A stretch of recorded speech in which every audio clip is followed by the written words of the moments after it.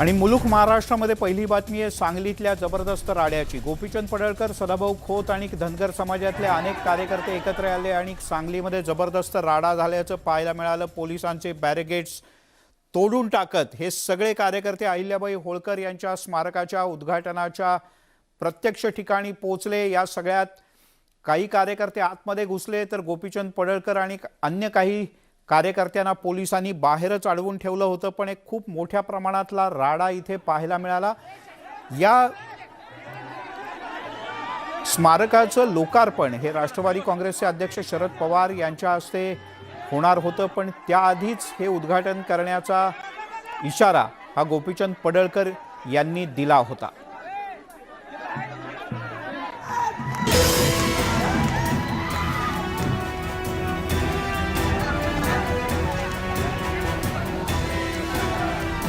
सांगलीमध्ये झालेला हा राजकीय राडा राष्ट्रवादी काँग्रेसचे अध्यक्ष शरद पवार यांच्या हस्ते येत्या 2 एप्रिलला अहिल्यादेवी स्मारकाचं उद्घाटन होणार आहे। पण त्याआधीच भाजपचे आमदार गोपीचंद पडळकर यांनी मेंढपाळाच्या हस्ते लोकार्पण करण्याचा निर्धार करत आंदोलन पुकारलं।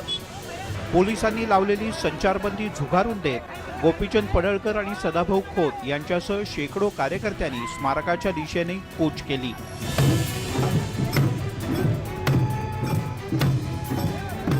कधी ढोल वाजवत तर कधी रस्त्यावर ठाण मांडत शेकडो कार्यकर्ते पुढे सरसावले।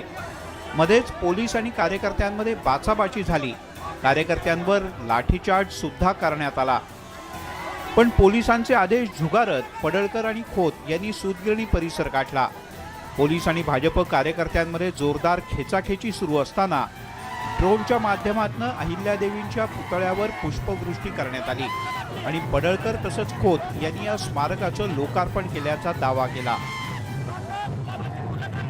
सर्वसामान्य मेंढपाळाच्या हस्ते डिजिटल युगामध्ये ड्रोनच्या साहाय्यानं गुलाबाची फुलं अहिल्यादेवीच्या स्मारकावरती पुष्पार्पण करून हा लोकार्पण सोहळा दिमागात थाटामाटात पार पडलाय। समाजाच्या धनगराच्या लेकरांनी आणि माय माऊल्यांनी पुष्पवृष्टी त्या ठिकाणी केलेली आहे आणि म्हणून मला आज खऱ्या अर्थानं छत्रपती शिवाजी राजाचा मावळा ही माती शिवाजी महाराजांच्या आहे, त्या मावळ्याला गनिमा कावा कसा असतो ते माहिती आहे। राजमाता अहिल्यादेवी होळकर यांच्या स्मारकाच्या लोकार्पणावरून गोपीचंद पडळकर यांच्या आरोपांना राष्ट्रवादीनं सुद्धा जोरदार प्रत्युत्तर दिलं। शरद पवार यांच्यावर पडळकरांनी केलेले आरोप आणि सांगलीतली संचारबंदी यासह विविध मुद्द्यांवर राष्ट्रवादी आणि भाजपच्या नेत्यांमध्ये चांगलीच जुंपली। फुले शाहू आंबेडकरांच्या मार्गाने जाण्याचा प्रयत्न केलेला आहे।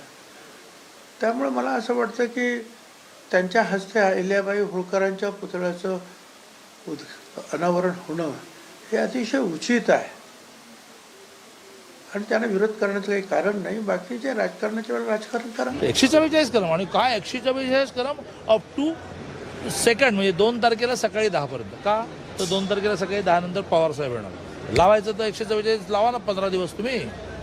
2 तारखेचा कार्यक्रम पण होऊ देऊ नका। हे सगळे जे चाललंय ना पोलीस यंत्रणेला मी इशारा देतो की हे नाही चालणार, फार दिवस नाही चालणार। कालचक्र फिरत असतं। एकंदरीतच शरद पवार यांच्या हस्ते उद्घाटन होण्याआधीच पडळकर आणि खोत यांनी सांगली महाविकास आघाडी सरकारला आव्हान दिलंय।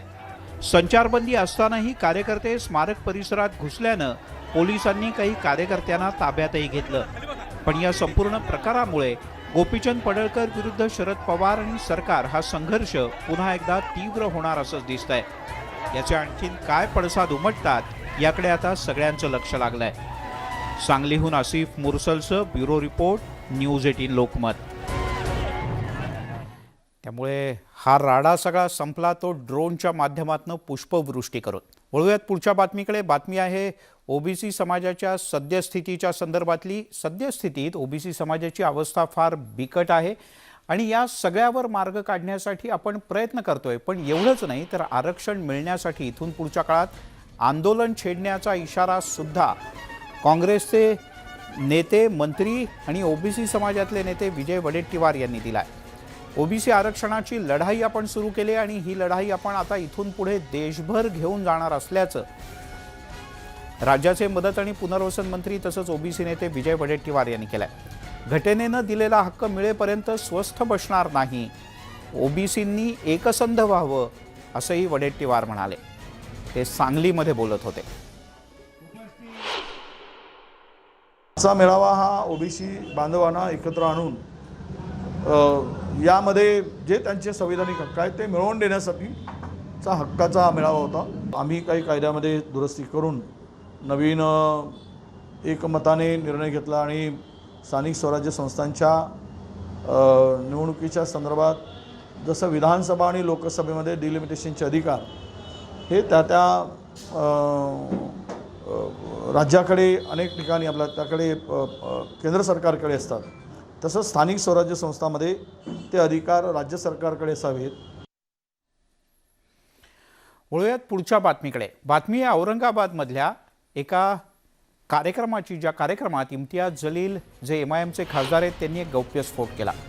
जलील यांनी म्हटलं की मी खासदार होण्यामध्ये सगळ्यात महत्त्वाची भूमिका पार पाडली ते शिवसेनेचे सध्याचे मंत्री अब्दुल सत्तार यांनी. अब्दुल सत्तार यांचा आपल्या विजयात सिंहाचा वाटा असल्याचा गौप्यस्फोट इम्तियाज जलील केला आणि उपस्थितांपैकी बहुतेकांच्या भुवया उंचावल्या. तर पक्ष वेगवेगळे असले तरी जलील यांच्यासोबत आपली अतिशय घट्ट मैत्री असल्याची कबुली अब्दुल सत्तार यांनी दिली. खंडाळा इथल्या एका कार्यक्रमाच्या दरम्यान ते बोलत होते. इसे बनाना चाहे तो यूं बना सकते हैं. मैं अगर लोकसभा में आज अगर गया हूं तो भले ही आज वो शिवसेना के अंदर है, लेकिन मुझे वहां भेजने में इनका बहुत बड़ा हाथ है. और ये मैं बार बार बोलते रहता हूं, और जितनी बार बोलता हूं तो उनको उतनी ही तकलीफ होती है जिन्हें आप बुलाए हैं आज के. आणि अर्थातच याला पुष्टीही जोडली अब्दुल सत्तार यांनी. वळूयात पुढच्या बातमीकडे. शिवसेना आणि भाजपमधल्या आरोप प्रत्यारोपांचं सत्र थांबत नाहीये आणि आता त्याला दररोज वेगवेगळी किनार जोडली जाते. आज जुंपली की शिवसेना भाजपच्या 2 नेत्यांमध्ये, अर्थात भाजपचे प्रदेशाध्यक्ष चंद्रकांत पाटील यांच्या एका विधानामुळे जोरदार प्रत्युत्तर देत त्यांना चिमटा काढला ते शिवसेनेचे खासदार संजय राऊत यांनी. पंतप्रधान नरेंद्र मोदी हे फक्त 2 तास झोपतात, 22 तास काम करतात असं वक्तव्य चंद्रकांत पाटील यांनी गेल्याच आठवड्यात केलं होतं. त्यांच्या या वक्तव्यावरून संजय राऊत यांनी त्यांना चांगला चिमटा काढला आहे. मोदी हे अखंड काम करतात, ते 22 तास काम करतात आणि फक्त 2 तास झोपतात. आता ही 2 तास सुद्धा झोप घेऊ शकणार नाहीत आणि त्याला कारण ठरेल ते चंद्रकांत पाटील यांचं वक्तव्य असं ते म्हणाले.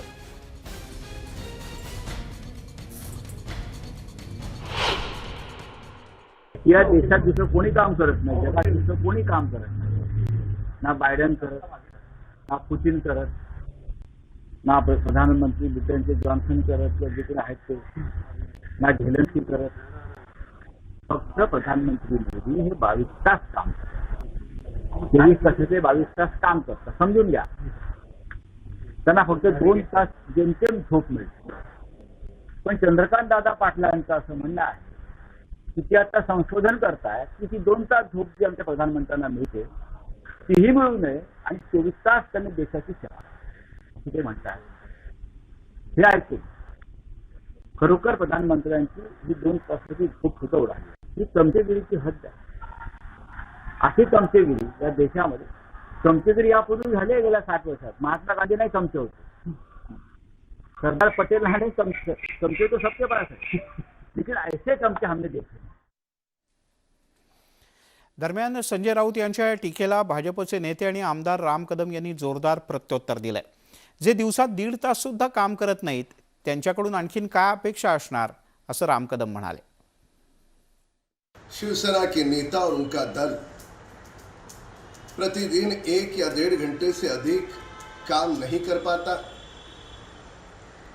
और दूसरी ओर देश के प्रधानमंत्री प्रतिदिन अविरत 22 घंटे काम करते हैं. उनकी निद्रा केवल 2 घंटे की है. यह सच्चाई शिवसेना नेता स्वीकार नहीं कर पा रहे. इस सच्चाई को वे पचा नहीं पा रहे, और शायद इसी बात की मिर्ची लगी होगी. सामना अखबार में उनका जो दुख है वो आज झलक रहा है. तिकडे विदर्भाच्या दौऱ्यावर आणि समृद्धी मार्गाची पाहणी करत असणाऱ्या एकनाथ शिंदे यांनी ईडीवरती एक भाष्य केलंय. ईडीनं खऱ्या भ्रष्टाचाऱ्यांवर कारवाई करावी आणि कारवाई करताना राजकीय सूडबुद्धीनं कारवाई करू नये असं शिवसेनेचे ज्येष्ठ नेते आणि मंत्री एकनाथ शिंदे यांनी म्हटलंय. काही सध्याच्या परिस्थितीमध्ये केंद्रीय तपास यंत्रणांचं जे काही चौकशा सुरू आहेत, खरं म्हणजे केंद्रीय तपास यंत्रणा ज्या आहेत त्या खरोखर जे कोणी दोषी असतील, भ्रष्टाचारी असतील, त्यांची चौकशी जरूर केली पाहिजे. परंतु ते राजकीय सूड भावनेपोटी अशा प्रकारची कारवाई कोणालाही कोणीही करणं उचित नाही, एवढंच मी आपण. तिकडे भाजपचे खासदार सुजय विखे पाटील यांनी शिवसेना आणि राष्ट्रवादीतल्या नात्यावर खरपूस शब्दात टीका केली. त्यांनी असं म्हटलंय की महाविकास आघाडीमध्ये राष्ट्रवादी आणि शिवसेनेचं लग्न झालंय.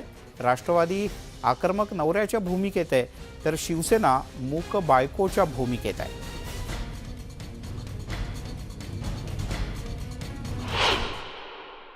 संसार असा आहे महाविकास आघाडीचा की याच्यामध्ये लग्न हे राष्ट्रवादी आणि सेनेचं आहे, बरोबर. राष्ट्रवादी हा नवऱ्याच्या भूमिकेत आहे की त्यांनी काही मनमानी करावी, त्याला कोणी काही बोलत नाही. शिवसेना एक मूक बायकोसारखी आहे, तिला बोलता येत नाही, ती बिचारी मुकी आहे, ती बोलता येत नाही. आणि काँग्रेस हे वराती आहेत की ज्यांना लग्नाची पत्रिका नव्हती पण ते बिनबुलेबर ते जेवायला गेलेत, त्यामुळे त्यांना लाज नाही आहे. त्यांना जेवायला कोणी बोलवलं पण ते जेवणाचं ताट पण सोडा ना. त्यांना हाणलं खाल्लं तर खाली बसून जेवतील पण ते जेवायचं काय लग्नाचं फुकट जेवण सोडायला तयार नाहीत. हा नवरा मस्त मजा करतोय आणि मूक बायको बिचारी तिला झालेला त्रास सहन करायचा आहे की हिने जर सवत आणली तर माझं काय, म्हणून ते मूक बायकोची भूमिका होत आहे. असं सगळं हे संसार आहे. ते संक्षिप्तमध्ये सांगतो महाराष्ट्रात जे चाललंय ते. हा गरिबांचा टॅक्स भरलेला पैसा होता जो गरिबांसाठी वापरला जाऊ शकत होता, तर आज त्याचा पैशाचा गैरवापर केला असेल तर ज्याचं मन साफ आहे त्यांनी भीतीच बाळगू नये. शेवटी न्यायालय आहे, कागद आहेत, पुरावे आहेत. जर एखाद्याने चोरी केलीच नसेल तर मग त्यांनी घाबरायचं काही कारणच नाही. मला एक गोष्ट कळत नाही का प्रत्येकजण रोज टी व्हीवर येतो आणि बोलतो. टी व्हीवर बोलू नका ना येऊन, तुम्ही सांगा हे आमचे कागदपत्र, आम्ही स्वच्छ आहोत. एक तरी मंत्री त्यांचं कागदपत्र साजरे करू शकतो का? नाही. ईडीची कारवाई होते, ईडीची कारवाई. अरे बाबा तुम्ही आता चोऱ्या केल्या असतील तर तुम्हाला धरायचं पण नाही असा तर नियम नाही आहे ना. आणि मोदी साहेबांनी अगोदरच म्हटलं होतं की मैं भी चौकीदार हूँ. तर चौकीदारचं तर काम आहे घर सुरक्षित ठेवायचं आणि देश हे पंतप्रधानांचं घर आहे आणि ते चौकीदार या नात्याने सगळ्या चोरांना पकडतील. वळूयात एका वेगळ्या बातमीकडे. बातमी आहे आघाडीतल्या काहीशा बिघाडीच्या मुद्द्यांची. झालं असं की राष्ट्रवादी काँग्रेसचे नेते एकनाथ खडसे यांनी मुक्ताईनगर आणि जळगाव जिल्ह्यातल्या निधी वाटपावरून आणि विकास कामावरून चांगलीच आगपाखड केली. एकनाथ खडसे आणि शिवसेनेचे आमदार चंद्रकांत पाटील यांच्यात चांगलीच जुंपल्याचं पाहायला मिळालं. संत मुक्ताई मंदिर परिसराच्या विकासासाठी निधीला स्थगिती देण्याचा करंटेपणा आमदार चंद्रकांत पाटील यांनी केल्याची टीका खडसे यांनी केली. तर याचा पाठपुरावा केल्याचं एकतरी पत्र दाखवावं असं प्रतिआव्हान एकनाथ खडसे यांना दिलं शिवसेनेचे आमदार चंद्रकांत पाटील यांनी. दरम्यान आपण 5 कोटी रुपयांचा निधी मंजूर करून आणल्याचं पाटील यांचं म्हणणं आहे. गरीब घरातील आपल्यासारखा माणूस आमदार झाला हे एकनाथ खडसे यांना रुचलं नाही अशी टीकाही त्यांनी केली. एकूणच राष्ट्रवादी काँग्रेस आणि शिवसेनेच्या जळगाव जिल्ह्यातल्या 2 नेत्यांमध्ये कलगीतुरा सुरूच आहे. पैसे मंजूर मागच्या कालखंडामध्ये केले, त्याला मुख्यमंत्री महोदयामधून स्थगिती आणण्याचं काम म्हणजे आमदारांनी केलं. हा करंटेपणा आहे. विकास कामांना स्थगिती आणणं, तुम्ही आणायचं तुम्ही 4 पट आणा, परंतु जे केलेले काम आहे त्यांना स्थगिती आणणं आणि विकास कामांना खीळ घालणं हे आहे. माझ्या आमदारांना आव्हान आहे की एक पत्र तरी त्यांनी या विकास कामांच्यासाठी कोथळीच्या संदर्भामध्ये गेल्या 2.5 वर्षातलं दाखवावं. जे असंख्य कामं मी याच्यामध्ये मंजूर केलेले आहे. तुम्हाला त्याच्या सगळ्यांचे GR मी उपलब्ध करून देतो. ते माझी जबाबदारी आहे. मी काही वेगळं करत नाही आहे. मी मुक्ताईनगरमध्ये निवडून आल्यापासून मुक्ताईनगर विधानसभा मतदारसंघात विविध कामं करण्याचा माझा जो प्रयत्न आहे तो मी करतो आहे. मुक्ताईनगरच्या ग्रामीण रुग्णालयाला आपण एक चांगलं स्वरूप देण्याचा प्रयत्न केला. ऑक्सिजन प्रकल्प मंजूर केला. शेतकऱ्यांसाठी जे महत्त्वाचा विषय तो असेल, सगळ्या शेतकऱ्यांचे रस्ते असतील, शेती रस्ते असतील, ग्रामीण रस्ते असतील, MDR असेल, या रस्त्यांच्या माध्यमातून अतिशय चांगलं जाडं रस्त्यांचं मंजूर करण्याचा आपण प्रयत्न करतोय. तिकडे बारामतीमध्ये पुणे जिल्ह्याचे पालकमंत्री अजित पवार यांच्या हस्ते विविध विकास कामांचं उद्घाटन झालं आणि या विकास कामांच्या उद्घाटनाच्या दरम्यान राज्यमंत्री दत्ता भरणे यांना त्यांनी काही खास मिश्किल टोलेही लगावले. दत्ता भरणे यांनी इंदापूर तालुक्यासाठी चांगला निधी आणला दादा, आमच्या तालुक्याला सुद्धा निधी द्या, असंही त्यांनी म्हटलंय.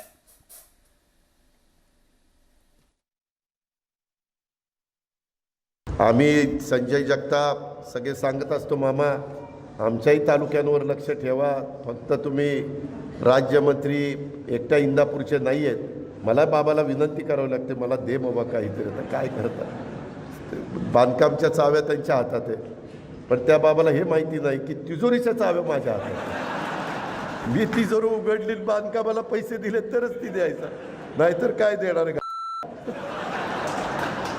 मित्रांनो, आता गाडी घसरायला लागली, आता थांबवच.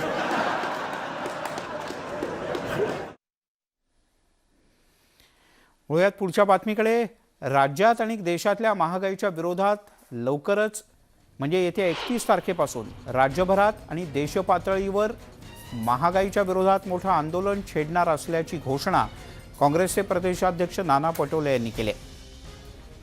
या क्षणाची मोठी आणि महत्त्वाची बातमी ती म्हणजे देशभरात झपाट्यानं वाढणाऱ्या महागाईच्या विरोधात काँग्रेस आता 31 तारखेपासून देशपातळीवर मोठं आंदोलन उभारणार असल्याचं काँग्रेसचे प्रदेशाध्यक्ष नाना पटोले यांनी म्हटलंय.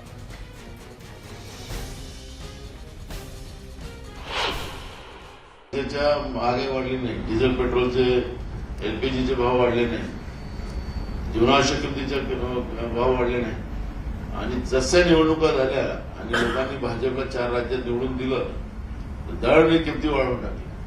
म्हणजे खर्च केलेला पैसा काढतात आहे लोकांच्या खिशातून, की काय करतात आहे काही समजायलाच नाही, आणि लोकांचं जगणं मुश्किल झालंय. म्हणून काँग्रेस महागाईच्या विरोधात आंदोलन कालच आपल्या केंद्रीय नेतृत्वाने डिक्लेअर केलेलं आहे.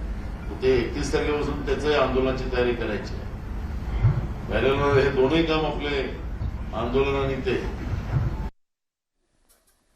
कोल्हापूर म्हटलं ना की मंडळी तांबडा पांढरा रस्सा आणि झणझणीत मिसळ समोर येते आणि याच मिसळीचा आता कोल्हापूरमधल्या पोटनिवडणुकीकरता पुरेपूर उपयोग करून घेतला जातोय.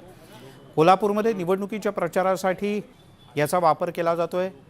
पालकमंत्री सतेज पाटील यांनी काँग्रेसच्या उमेदवार जयश्री जाधव यांच्या प्रचारासाठी मिसळ पे चर्चा असा कार्यक्रम आयोजित केला आणि नागरिकांशी चर्चा केली. दुसरीकडे भाजपचे जिल्ह्यातले दिग्गज नेते आणि प्रदेशाध्यक्ष चंद्रकांत पाटील यांच्या कार्यालयात मन की बात हा कार्यक्रम आयोजित करण्यात आला होता आणि सगळ्या कार्यकर्त्यांनी एकत्र बसून हा कार्यक्रम ऐकला.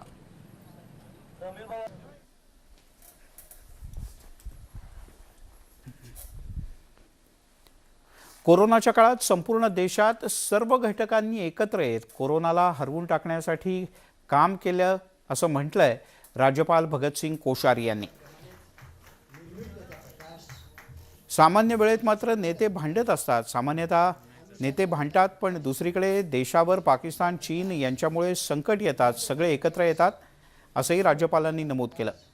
इतर वेळेला धर्माच्या आणि बाकी इतर कारणावरून लोक लढत असतील, नेतेही भांडत असतील, पण संकट काळात आपण देश म्हणून एकत्र उभे असतो आणि हीच मोठी गोष्ट असल्याचं राज्यपालांनी मावळमधल्या एका कार्यक्रमात बोलताना सांगितलं.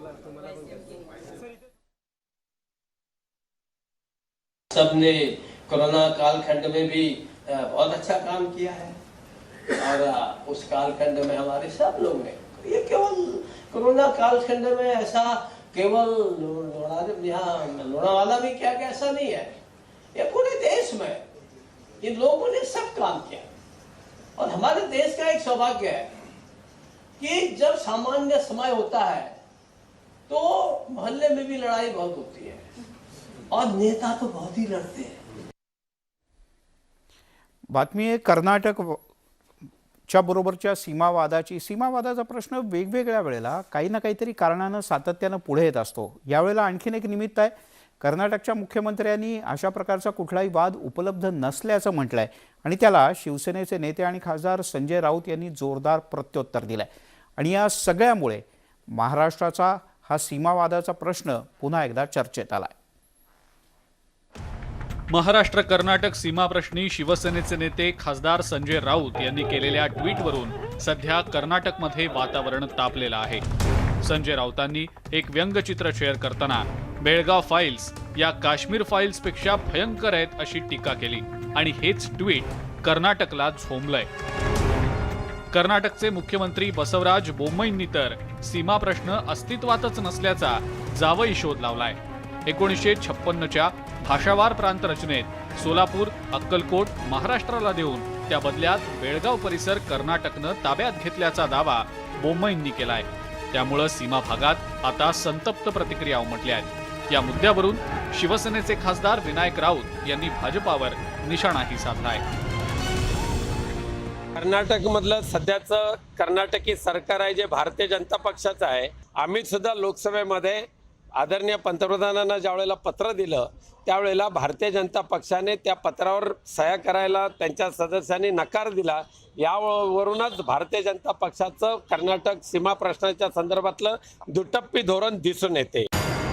तर कर्नाटक सरकार वारंवार जो महाजन कमिशनचा दाखला देतंय तो अहवाल महाराष्ट्र सरकारनं फेटाळल्याचं सांगत हसन मुश्रीफ यांनी हा दावा खोडून काढलाय. ते म्हणाले की सोलापूर आणि अक्कलकोट आम्ही दिलं, बेळगाव आम्ही घेतलं, असं काय काय बोलले. आता महाजन अहवालामध्ये जे आहे आमचा मूळ महाजन अहवालावरच आरोप आहे की महाजन अहवाल हा पूर्णपणानं प्लॅनड आणि मॅनेज आहे आणि याबद्दल आपण सर्वोच्च न्यायालयात गेलेलो आहोत. एकूणच या बेळगाव फाईल्सच्या ट्विट नंतर पुन्हा एकदा सीमा प्रश्न चर्चेत आलाय. मात्र त्यावर अपेक्षित गतीनं काम होत नाहीये. महाराष्ट्रात परवा दिवशी दोन्ही सभागृहात एक ठराव केलेला आहे आणि सीमा प्रश्नाच्या सोडवणुकीसाठी लवकरात लवकर प्रयत्न व्हावेत अशा प्रकारचा ठराव दोन्ही सभागृहातून सुप्रीम कोर्टाला जाऊन या प्रश्नाला गती मिळेल यासाठी महाराष्ट्र प्रयत्न करत असताना मुख्यमंत्र्यांचं म्हणणं आहे की सीमा प्रश्न अस्तित्वातच नाही. गेल्या 64 वर्षापासून रोज संघर्ष करतोय की आम्हाला आमच्या स्वतःच्या राज्यात घाला, आमच्या स्वराज्यात पाठवा, आमच्या हक्काच्या महाराष्ट्रात पाठवा. तर त्याच्याकडे दुर्लक्ष करून रोज आमच्यावर वेगवेगळ्या पद्धतीनं नवीन नवीन काहीतरी अन्याय, अत्याचार आणि हा कन्नड सक्तीचा वरवंटा आमच्यावर फिरवला जातोय. अनेक वर्षांपासून रखडलेल्या सीमावादामुळे कर्नाटकमधल्या मराठी भाषकांवर अन्याय सुरू आहे. आंदोलनं झाली, मोर्चे निघाले, पण हा सीमावाद कधी संपणार, सीमावासीय सुद्धा हा प्रश्न कधी सुटणार असाच सवाल विचारतायत. ज्ञानेश्वर साळोखे, न्यूज 18 लोकमत, कोल्हापूर. वळूयात पुढच्या बातमीकडे. राज्याच्या काही जिल्ह्यांमध्ये उन्हाळ्यानं अक्षरशः काहिली होते, पण त्याच वेळेला कोल्हापूर जिल्ह्यात मात्र 3 दिवसांपासून अनेक भागात अवकाळी पाऊस सुरू आहे. मोठ्या प्रमाणात शेतीचंही नुकसान होतंय. सोसाट्याच्या वाऱ्यासह जोरदार पाऊस पडतोय. अक्षरशः पावसाळ्यात पडावा असा पाऊस आणि वारा आहे. या अवकाळी पावसामुळे नागरिक हैराण झाले आहेत, तर शेतकरी चिंतेत आहेत.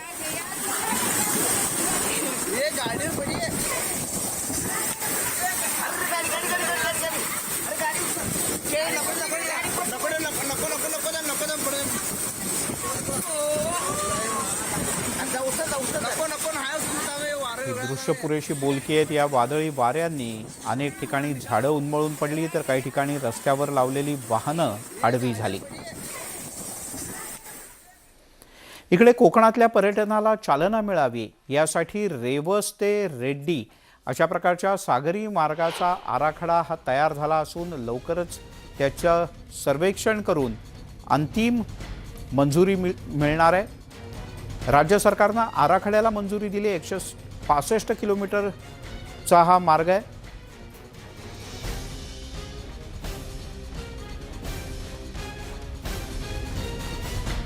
एकशे 65 किलोमीटरच्या या मार्गाच्या रस्त्याचं चौपदरीकरण केलं जाणार आहे, तर या मार्गाचा उर्वरित भाग हा दुपदरी असणार आहे. रेवस ते रेड्डी सागरी मार्ग हा 498 किलोमीटर लांबीचा आहे. या मार्गासाठी 9,500 कोटी रुपयांचा खर्च अपेक्षित आहे. चौपदरीकरण आणि बाह्य वळणासाठी MSRDCला जमीन अधिग्रहण करावी लागणार आहे. यातून प्रकल्पाच्या खर्चात वाढ होण्याची सुद्धा शक्यता वर्तवली जाते. सागरी मार्गाला सलगता येण्यासाठी खाडीवर नव्यानं पूल सुद्धा उभारावा लागेल. यातून वाहनांचा वेढा वाचणार असून प्रवासाचं अंतर मोठ्या प्रमाणात कमी होईल.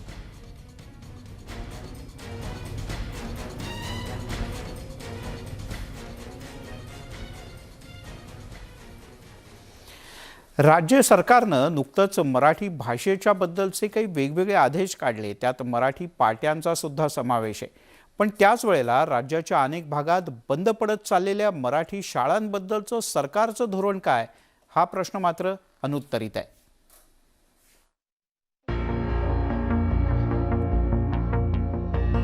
गेल्या काही वर्षात राज्यात 1,500 मराठी शाळा पटसंख्येअभावी बंद पडल्या. केवळ शहरीच नाही तर ग्रामीण भागातही मराठी शाळेतली पटसंख्या कमी होतीये. ही पटसंख्या वाढवण्याकरता विविध उपाययोजना राबवल्या जात आहेत, मात्र त्याचं सरकारकडून मूल्यांकनच होत नाहीये. याचं उदाहरण पाहायला मिळतंय बुलडाणा जिल्ह्यात. बुलडाणा जिल्ह्यात तब्बल 10 मराठी शाळा बंद पडल्या. जिथे गावाचं पुनर्वसन झालं तिथे पटसंख्या कमी, पण या कारणांमुळे शिकणाऱ्या गरीब विद्यार्थ्यांचे हाल सुरू आहेत. गावात जर शाळा झाली तर आमचा अभ्यासाचा वेळ वाचेल, आम्हाला यायला जायला कष्ट होणार नाही. मी शासनाला अशी एक विनंती करते की त्यांनी कन्या शाळा बालवाडी ही उघडावी, कारण की तिथे जायला खूप वेळ लागतो, तर इथे यायला वेळ वाचेल व इथे लवकर यायला येते, त्याच्यामुळे शिक्षणालाही अभ्यास करायला टाइम भेटेल. जिल्हा परिषदेच्या मराठी शाळेत विद्यार्थी संख्या टिकवण्याकरता गणवेशापासून ते पाठ्यपुस्तक आणि माध्यान्ह भोजनाची सुविधा पुरवण्यात येते, मात्र त्याचा सकारात्मक परिणाम पाहायला मिळत नाहीये आणि मराठी शाळा बंद होण्याचं सत्र सुरूच आहे. 2013 पासून 10 शाळा बंद पडलेल्या आहेत. त्या 4 गावांचं पुनर्वसन झाल्यामुळं त्या बंद झालेल्या आहेत. त्यामध्ये चिखली तालुक्यामधल्या इस्लामपूर आणि मीरा बुद्रुक, किनी नाईक आणि शिरपूर या बुलढाणा आणि चिखली तालुक्यातल्या 4 शाळा होत्या मराठी माध्यमाच्या. दरम्यान गावागावात बंद पडलेल्या शाळा पुन्हा सुरू कराव्यात आणि विद्यार्थ्यांची शिक्षणासाठी होणारी फरफट थांबवावी अशी मागणी पालकांकडून करण्यात येते. जिल्हा परिषद प्राथमिक कन्या शाळा गेल्या 10 वर्षापासून बंद असल्या कारणाने या शाळेतील विद्यार्थी हे वर रेफर करण्यात आले होते. त्या शाळेमध्ये जाण्यासाठी विद्यार्थ्यांना कमीत कमी 600 किमी अंतरावर असलेल्या शाळेमध्ये जावं लागते. जर ही शाळा पूर्वत सुरू केली तर या शाळेत विद्यार्थ्यांची संख्या वाढू शकते. जर ही शाळा चालू झाली तर आमच्या मुलींचं भवितव्य अजूनही उज्ज्वल होऊ शकतं. मराठी पूर्व माध्यमिक शाळा मेरा बुद्रुक ही शाळा इथे चालू होती, पण 10 वर्षापासून ही शाळा बंद पडली गेली आणि इथल्या मुली वरील शाळेत ट्रान्सफर करण्यात आले. पण अशी गावकऱ्याच्या वतीने आमची इच्छा आहे की शाळा मोडकीस आलेली दुरुस्त करण्यात यावी व पूर्वत सुरू करण्यात यावी. मुलीच्या दृष्टिकोनातून फार सोयीची शाळा आहे.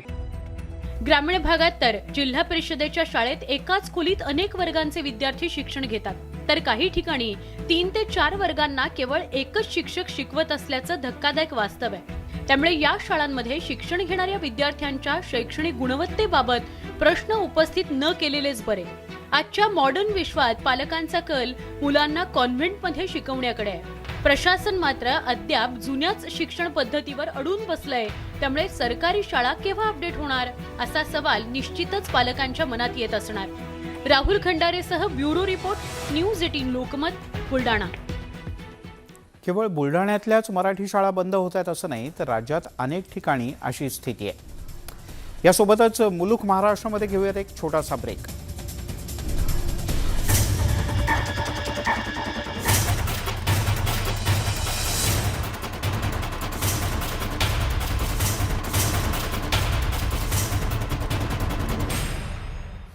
आपण पाहताय मुलुख महाराष्ट्र आणि या क्षणाची एक मोठी बातमी बिहारमधून हाती येते. ती म्हणजे बिहारचे मुख्यमंत्री नितीश कुमार यांच्यावर हल्ल्याचा प्रयत्न झालाय.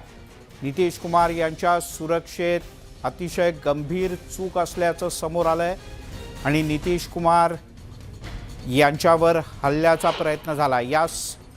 हा हल्ला करणाऱ्या आरोपीला पोलिसांनी ताबडतोब ताब्यात घेतलंय. आपण ही दृश्य पाहू शकता. नितीश कुमार एक कार्यक्रम संपवून तिथून खालती उतरत होते आणि त्यावेळेला हा सगळा प्रकार झाला. स्टेजवर असणाऱ्या नितीश कुमार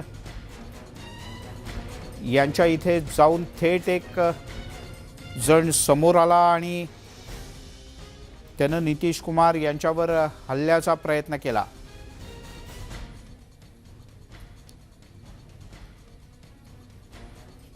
या तरुणाला ताबडतोब पोलिसांनी आणि सुरक्षा रक्षकांनी ताब्यात घेतलंय. बिहारच्या बख्तियार मधला हा सगळा प्रकार आहे।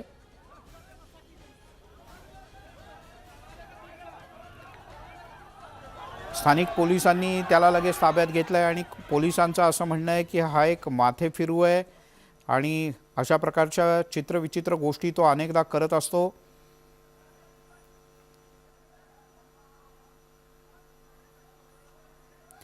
अनिरुद्ध पांडे अपने प्रतिनिधि अपने सोबत आहेत। अनिरुद्ध जी, ये हादसा क्या हुआ, जरा विस्तार से बताइए। बता दो कि मुख्यमंत्री नीतीश कुमार अपने पुराने संसदीय क्षेत्र पटना जिला के पास ही है बाढ़, जो पुराने संसदीय क्षेत्र है, और उस पुराने संसदीय क्षेत्र के अपने पुराने समता पार्टी काल के कार्यकर्ताओं से और सहयोगियों से मुलाकात कर रहे हैं, जिसके क्रम में आज वो अपने गृह जिला बख्तियारपुर पहुंचे थे।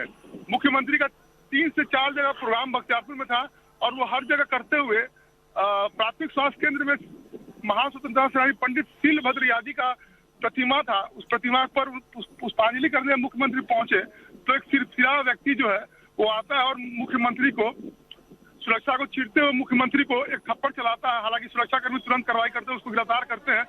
इस वायरल वीडियो की मैं बता दूं कि इस वायरल वीडियो की अभी तक कोई अधिकारी पुष्टि नहीं कर रहे हैं। यहाँ के एसपी और एसडीओ इस विषय में कुछ भी नहीं बता रहे हैं। जी बताया जाए। जी, तो क्या नीतीश कुमार अभी फिलहाल ठीक है, उनको कोई चोट वगैरह नहीं आई ना? मुख्यमंत्री कार्यक्रम के बाद अपने पिताजी के प्रतिमा पर पुष्पांजलि करने के बाद पटना वापस लौट गए हैं और एसपी और एसडीओ से लगातार बात हो रही है, लेकिन कोई खबर की पुष्टि नहीं कर रहा है कि हाँ ऐसी घटना हुई है। ये वीडियो वायरल है और वो कह रहे हैं वायरल वीडियो की अभी तक हम जांच कर रहे हैं। जी अनिरुद्ध, फिलहाल शुक्रिया इस विस्तृत जानकारी के लिए। आपण ही दृश्य पाहतोय, अर्थात हा व्हिडिओ सगळीकडे व्हायरल झाला असला सोशल मीडियात आणि अन्य सर्वत्र, तरी बिहार पोलिसांनी अधिकृतपणे अजून या व्हिडिओचं समर्थन केलेलं नाही किंवा हा व्हिडिओ अधिकृत आहे असं म्हटलेलं नाही।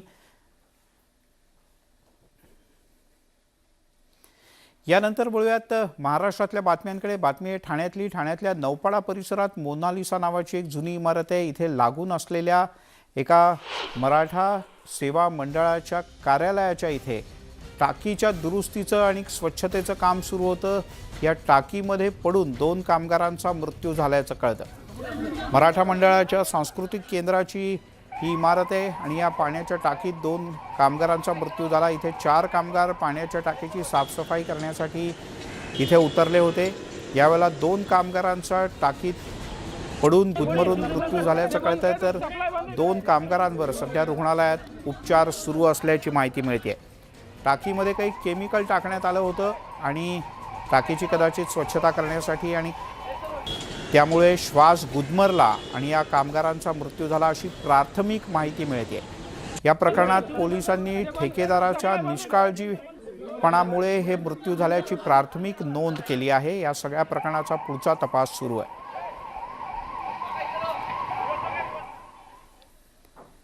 पुढची एक धक्कादायक बातमी येते वसईतल्या नायगावमधून। इथे एका अल्पवयीन मुलीवर मौलवीकडनं बलात्काराचा प्रयत्न झाला। स्थानिकांना हा सगळा प्रकार लक्षात येताच त्यांनी आक्रमक भूमिका घेत या मौलवीला ताब्यात घेतलाय। सुटे पैसे देण्याचा आमिष देऊन मौलवीनं बलात्काराचा प्रयत्न केल्याचं कळतं। नुसर हसन असं या मौलवीचं नाव आहे। परिसरातल्या नागरिकांना मौलवीचा हा सगळा प्रकार कळल्यानंतर त्यांनी थेट मौलवीला बेदम मारहाण केली। मौलवीला चोप देऊन आता पोलिसांच्या स्वाधीन करण्यात आलाय।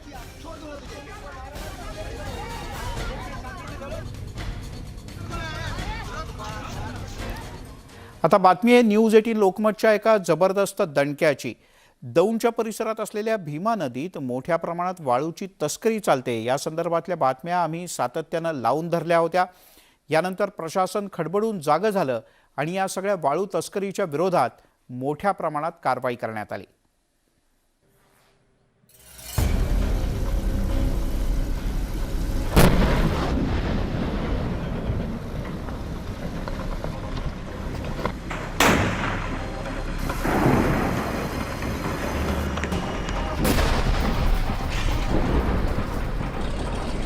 हे दृश्य दौंड तालुक्यातल्या भीमा नदी परिसरातलं आहे। नदी पात्रात अवैध वाळू उपशासाठी वापरल्या जाणाऱ्या बोटी स्फोट घडवून नष्ट करण्यात आलेल्या आहेत। त्यासाठी भीमा नदीच्या किनाऱ्यावर एकापाठोपाठ एक स्फोट घडवण्यात आले। दौंड महसूल विभाग आणि पोलिसांनी संयुक्तपणे ही कारवाई केली आहे। भीमा नदीतील 1-2 नव्हे तर तब्बल 20 यांत्रिकी बोटी नष्ट करण्यात आलेल्या आहेत। त्यांच्या हद्दीमध्ये या ठिकाणी भीमा नदी पात्रामध्ये आम्ही DYSP दौंड ऑफिस तर्फे या ठिकाणी कारवाई करण्यात आलेली आहे वाळू माफियांच्या संदर्भात। आणि सदर कारवाईमध्ये आत्तापर्यंत 10 बोटींचा नाश करण्यात आलेला आहे। अजूनही कारवाई चालू आहे। आपली पेट्रोलिंग जी आहे पाण्यातली ती चालू आहे। त्या अंतर्गत जितक्या सर्व मिळून येतील त्या सर्व मुद्देमाल हा कायदेशीररित्या त्यात गुन्हा दाखल करण्यात येईल आणि मुद्देमाल नष्ट करण्यात येईल। किती जणांविरोधात गुन्हा दाखल करण्यात आला? आता ज्याप्रमाणे त्याच्यात आरोपी निष्पन्न होत आहेत, ज्या बोटी ज्या लोकांच्या आहेत त्याप्रमाणे त्याच्यामध्ये आरोपी करण्यात येईल। दौंड तालुक्याला भीमा नदीचं वरदान लाभलंय, पण वाळू माफियांनी या नदीला अजगरी विळखा घातलाय। नदीपात्रातून दिवस रात्र अवैध वाळू उपसा केला जातोय। न्यूज 18 लोकमतनं वाळू उपशाचं जळजळीत वास्तव उघड केल्यानंतर महसूल विभाग आणि पोलिसांना जाग आली आणि त्यानंतर वाळू माफियांच्या बोटी नष्ट करण्यात आल्या।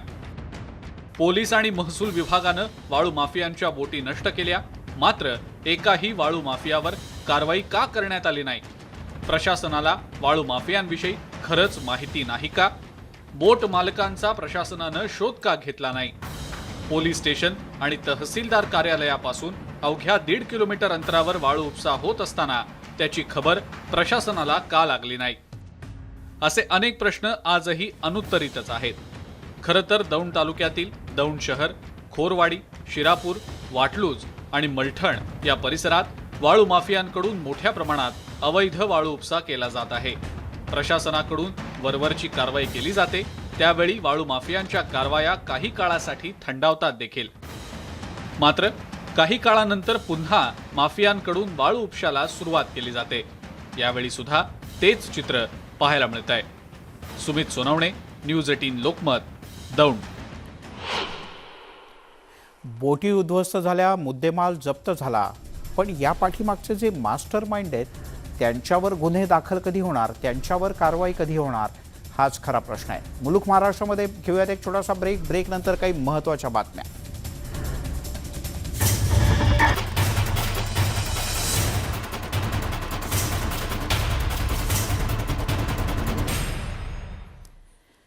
आपण पाहताय मुलुक महाराष्ट्र आणि आता एक बातमी तुमच्या काळजाचा थरकाप उडेल अशा एका भीषण अपघाताची। अमेरिकेतली ओरलॅंडो इथल्या एका अम्युजमेंट पार्कमध्ये एक मुलगा आणि त्याचे आईवडील गेले होते आणि एक खास राईड सुरू होती। उंच राईडवर हा मुलगा आणि त्याचे आईवडील बसले, पण काही वेळात ही राईड आकाशात उंच गेली। सगळेजण ओरडत होते, आनंद करत होते, पण खालती येत असताना काळजाचा ठोका चुकावा अशी भयंकर दुर्घटना घडली। या राईडमध्ये स्वार असलेला 14 वर्षांचा मुलगा 430 फूट उंचीवरून खालती पडला। त्याला तातडीनं रुग्णालयात दाखल करण्यात आलं, पण त्याचा मृत्यू झाला होता।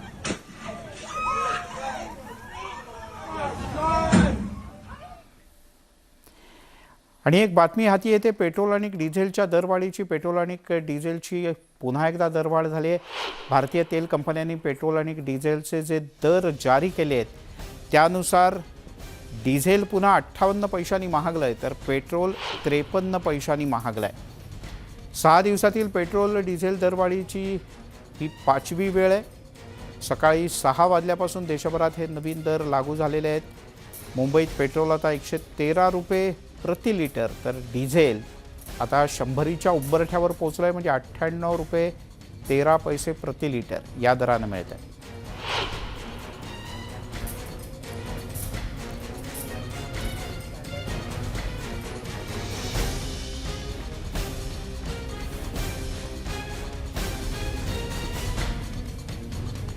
आपण देशाच्या वेगवेगळ्या राज्यांमधले दर पाहतो। कोलकात्यात 104 रुपये पेट्रोल आहे, तर डिझेल आहे 95 रुपये, तर मुंबईतले दर हे आत्ता तरी जास्त आहेत। यासोबतच मुलुक महाराष्ट्रामध्ये इथेच थांबूयात. सर्व प्रकारच्या ताज्या अपडेटसाठी news18lokmat.com या आमच्या वेबसाईटला लॉग ऑन करा. फेसबुक, ट्विटरवर आम्हाला फॉलो करा. आमच्या यूट्यूब चॅनलला सबस्क्राईब करा.